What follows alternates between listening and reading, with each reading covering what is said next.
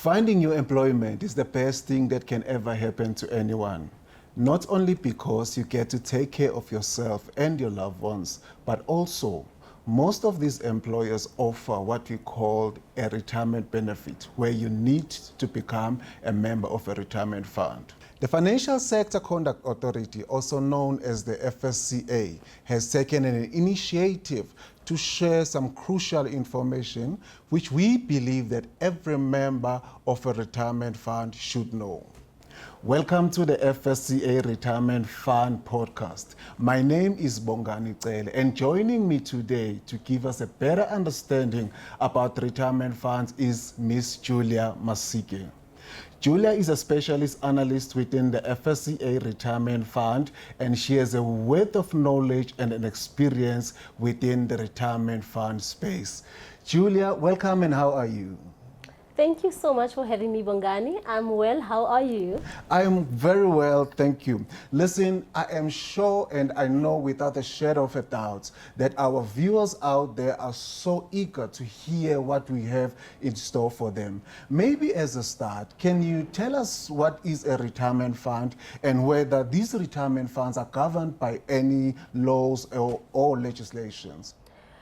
So retirement funds are an important part of retirement preparation.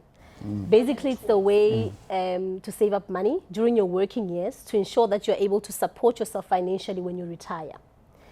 And on your second question, most, but not all retirement funds are registered with the Financial Sector Conduct Authority, the FSCA, in terms of the Pension Funds Act.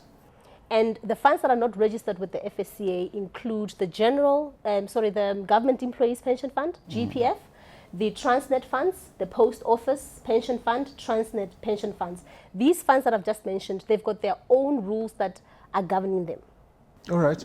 You know, you just listed quite a few retirement funds, and then one would ask whether, do we have different retirement funds in South Africa? Yes, we do. We have different retirement funds. Some are offered by employers and some are voluntary funds. So let me first explain the ones that are offered by employers. So when an employee joins a company, the employer will offer a retirement benefit that an employee must belong to, which is compulsory. You don't have a choice. This type of retirement fund is offered by employers so that the employees can leave employment at a particular age with a significant amount of savings, that which you call retirement savings, and also to cater for their well-being when they become disabled and their families when they pass away. So, for an example, I'm a member of the FSCA Pension Fund by virtue of the fact that I'm employed by the FSCA. So I don't have a choice but to belong to the FSCA Pension Fund by virtue of my employment. Coming now to your voluntary funds. Voluntary funds, this is where I as a member or I as a person decide to join a retirement fund on my own, where I'll be the only person making contributions into that voluntary fund. There's no employer-employee relationship like we've seen with a retirement fund offered by employers. Just an example of the voluntary funds. It's your retirement annuity fund or preservation funds. Preservation funds can be a pension preservation fund or provident preservation fund. All right, speaking of voluntary funds, I just have a question. Can a member who is a member of a retirement fund by virtue of employment, or so-called the employer-related funds, can they also become a member of a voluntary funds? Absolutely. Going back to my example, I said that I'm employed by the FSCA and I belong to the FSCA pension fund because of my employment, which is compulsory. Now, if I want additional savings for my retirement, I can go on my own, decide to join a retirement annuity fund where I'll be the only person who's contributing. So you can, if you belong to a retirement fund offered by employers, to contribute to or belong to a voluntary fund. Now, earlier on I spoke about preservation funds. So with preservation funds, going back to my example again, Bongani, I'm employed by the FSCA and I belong to the FSCA pension fund. Now, when I leave employment or when I resign, for an example, I can decide to not take my benefit, right? But to have the benefit transferred to a fund, a preservation fund. The purpose of a preservation fund is to preserve the benefit up until such time that the member comes forward to claim the benefit. Okay, that is quite interesting, you know, because I'm pretty sure that somebody who's having a spaza shop there outside on the roads wasn't aware that there is what you call a voluntary fund. Now, earlier on you spoke of a pension and a provident fund. Is there a difference between the two? Yes, so with a pension fund, on retirement, a member is entitled to take 1/3 of the retirement benefit in cash, right? And the remaining 2/3 will be used to provide for a monthly pension. This is where the member will get, you know, monthly pension every month, or an annuity, right? So with Provident Fund previously, members were entitled to take the entire benefit in cash. So Provident, you couldn't, pension fund, you can't take it in cash. Provident, you could take it in cash. But however, the law has changed for Provident funds, right? To compel Provident Fund members to cater for retirement. What do I mean? Effective the 1st of March, contributions that were made into a Provident Fund, members contributing after this date will no longer be able to take the full benefit in cash. What does this mean? It means similar to pension funds, Provident Fund members can take 1/3 of the benefit in cash, and the remaining 2/3 can be used to provide for an annuity.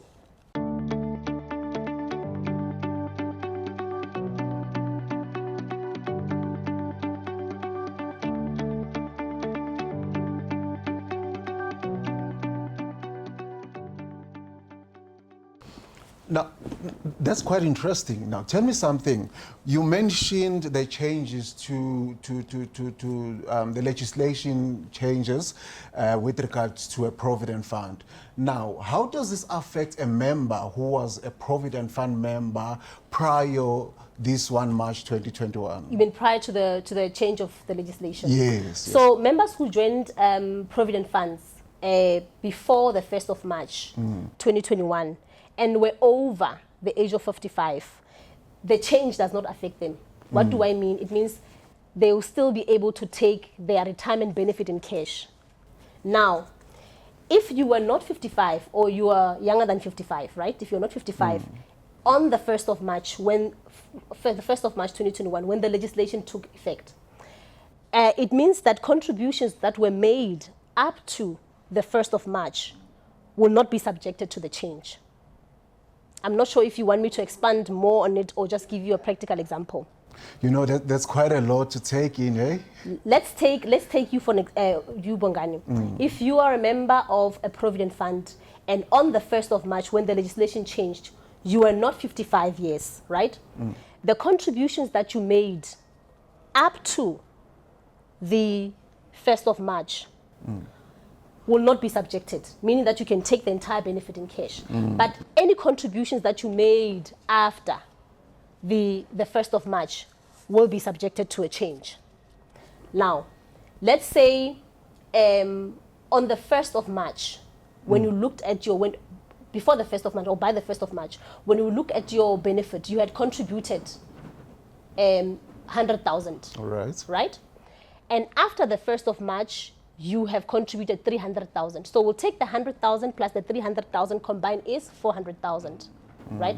On retirement, the two amounts will be treated differently. Why? Because they were accumulated, one prior to the 1st of March, the second one after the 1st of March. Okay. So the 100,000, because it was accumulated prior to the 1st of March, you can take it in full. Yonke. Now, the 300,000, because it was accumulated after the 1st of March, the changes that came into effect on the 1st of March will apply to you as well. Meaning that for the 300 itself, on the 300, you can take 1/3 as cash, and 2/3 it'll be used to provide for an annuity or a pension. That was a mouthful, Julia. Yes, Bongani, it's a lot. Provident Fund members should be able to approach their funds for more information or clarity on how Provident Funds work or what their calculation benefit will be in a Provident Fund. Okay, at least that helps, you know. Now, let us assume I just got myself a job opportunity where I just signed a job contract, and then my employer is telling me that I need to belong to a retirement fund. Is there some sort of information that I should expect from this fund?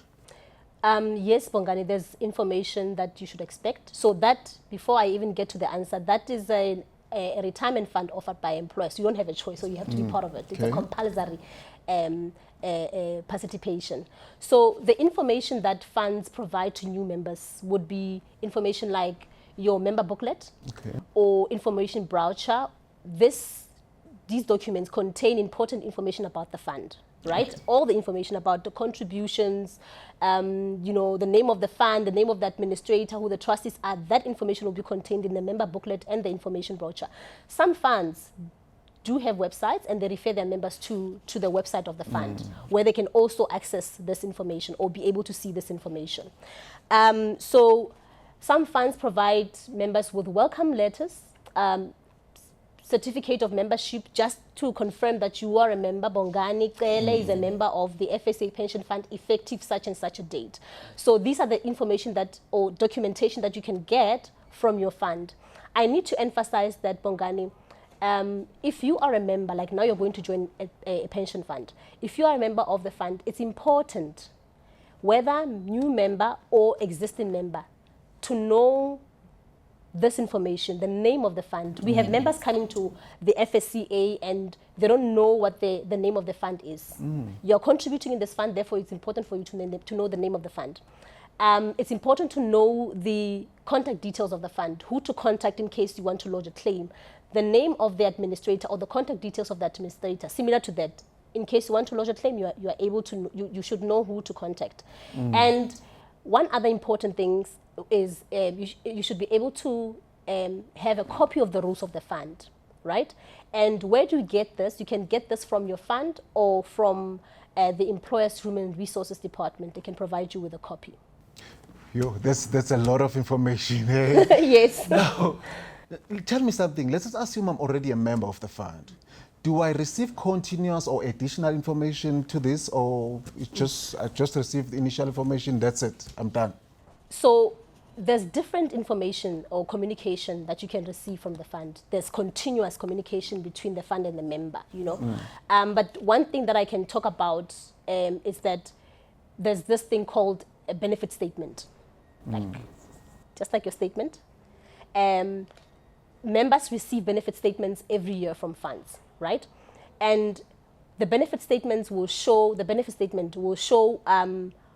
how much you've contributed, what your benefit is, when you retire, when you are going on retrenchment, when you die, or you know, when you resign. So all this benefit or the amount which you are entitled to when these events happen will be shown on the benefit statement as at the date of the benefit statement, right?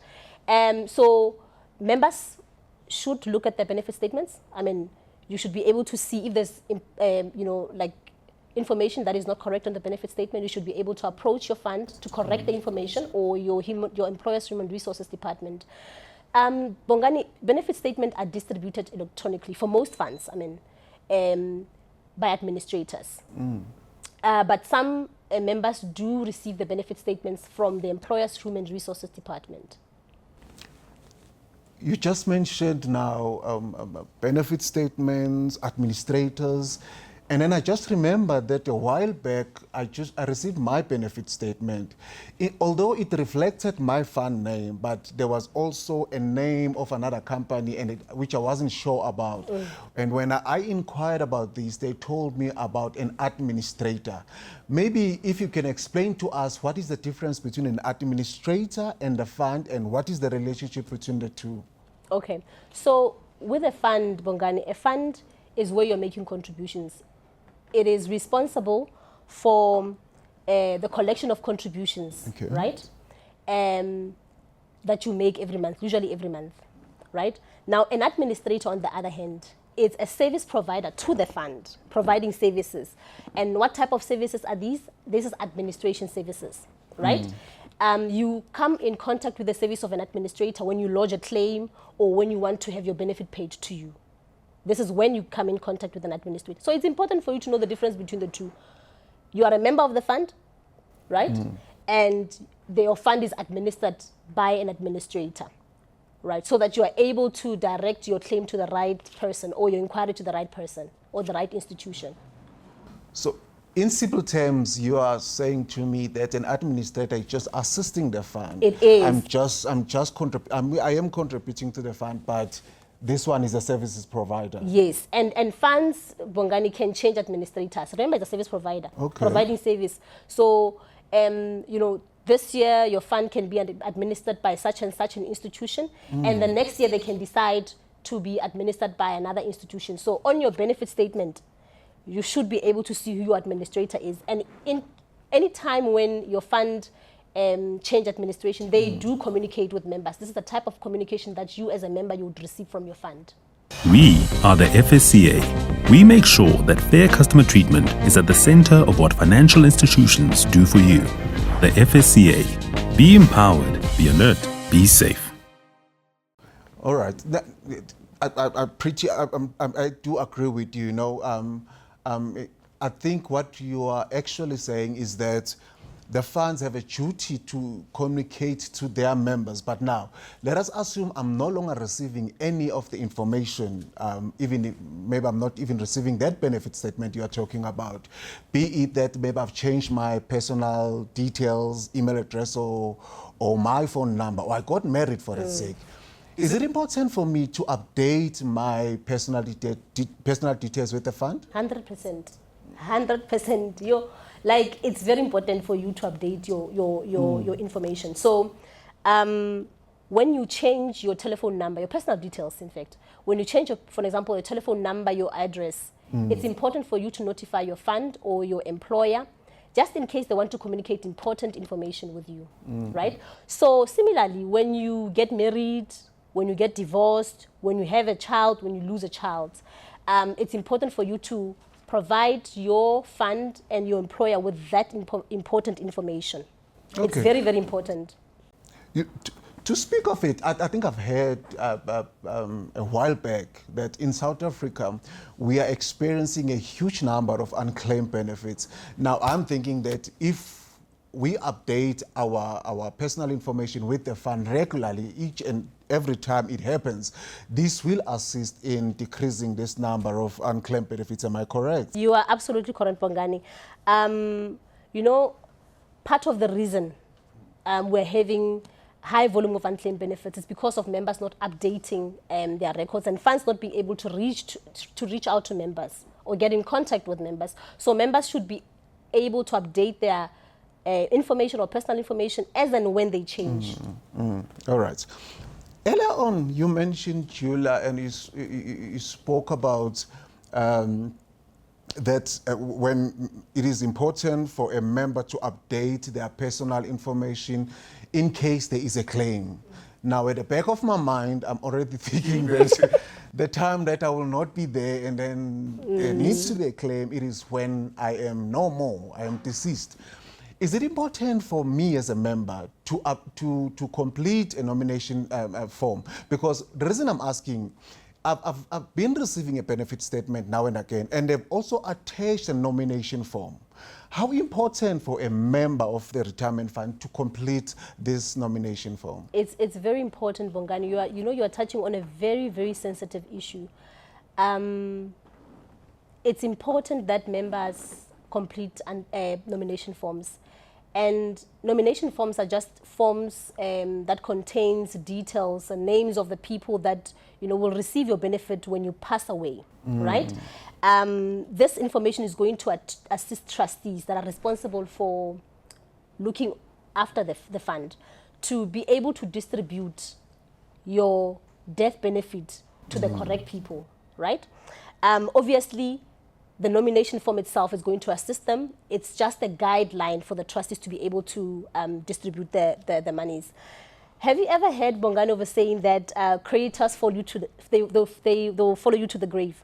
No, not really. Mind explaining that. I mean, I don't know where you have been, but you know, the death benefits in terms of the pension funds are protected, so that when you die, for an example, now you die and you've got a lot of creditors, they can't come for your money. So death benefits are there, not for creditors, they are there for your beneficiaries or your nominees, right? So, and again, I need to mention that death benefits do not form part of the estate if you die. We protect them. They're excluded from that. Now, under what circumstance can a death benefit, you know, be paid to an estate? If the trustees cannot find dependents, nominees, then they can pay the death benefit to your estate. That's why members must always complete the nomination form for the benefit of their dependents or nominees. Okay, Julia, you just touch on a very sensitive topic about death. So at the back of my mind, I'm already assuming that since I am no more, that is when I cease to be a member. But are there any other instances where a member ceases to be a member of a retirement fund? Yes, there are other instances, Bongani, other than death. So when you resign, when you withdraw from the fund, you cease to be a member, right? So the bottom line is, when all these instances can happen, you can resign, you can retire, but the most important thing is, have you taken out your benefit from the fund? So once you've taken out your benefit from the fund, then you cease or you stop to be a member of the fund. Now, I said I'm a member of the FSCA pension fund. If I resign from employment, right, and I can decide to leave my benefit in the FSCA pension fund and go work somewhere else. Right. For as long as my benefit is still within the FSCA pension fund, I'm a member of that fund by virtue of the fact that my benefit is in that fund.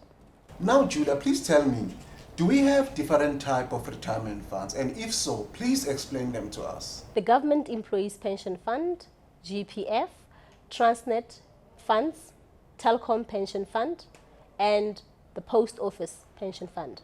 Right. You know, that's quite informative, Julia. Listen, now tell me something. Let us assume I'm still a member, right? And I am not satisfied with the proceedings of the fund or the trustees or whatever. Maybe it's something that I picked up on my benefit statement. How can I lodge a member? How do I lodge a complaint? Okay, so every fund, they have their own, or every fund has its own complaints management process. Basically, it's a process of on how to handle complaints, right? Now, you can lodge a complaint according to the process. You can lodge a complaint with your fund, and if you're not happy with the outcome or how the complaint was handled, then you can refer your complaint to the Office of the Pension Funds Adjudicator, and that is an independent, unbiased ombudsperson for the retirement funds. If you want the details of the OPFA, we call them OPFA, Office of the Pension Funds Adjudicator. You can get them on their website. But again, if you look at your statement, your benefit statement that we spoke about earlier on, the details are on the benefit statement. Wow. Thank you very much, Julia. Thank you for that quite informative and insightful information that you just shared with us. Hoping you join us in future should we need your expertise in this podcast. Thank you so much, Bongani, for having me. It's such a great pleasure. The FSCA hopes that the information that was shared in this podcast was beneficial to you as a member. Until next time, I am FSCA.